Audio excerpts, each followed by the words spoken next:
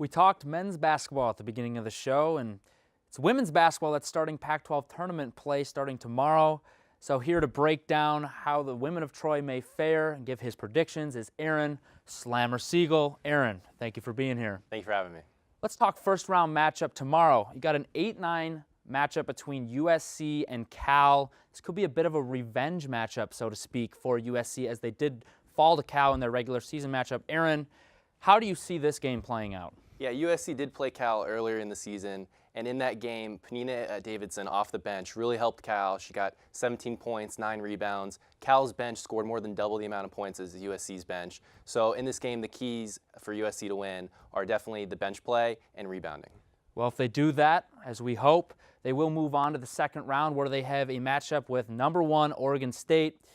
On paper, that's going to be a tough one, but Aaron, do you think that USC can pull that off and keep moving on? That's the thing that a lot of people don't remember. USC actually beat Oregon State at Oregon State earlier this year by 20 points. So in that game, they got big contributions from Sadie Edwards, Mignon Moore off the bench. When Courtney Jaco and Kristen Simon, they both play well consistently. You got the senior shooter, the junior presence down low. But when other players also contribute and play well, this is a dynamic team. They play with a lot of heart, and they've shown they can beat the best in Pac-12.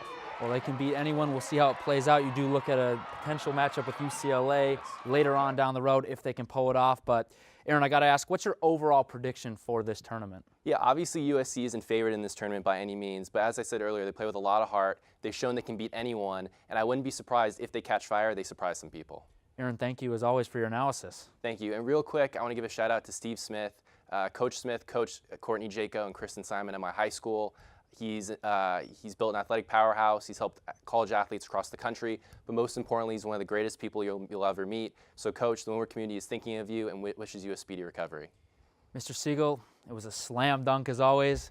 Thank you for being on the show.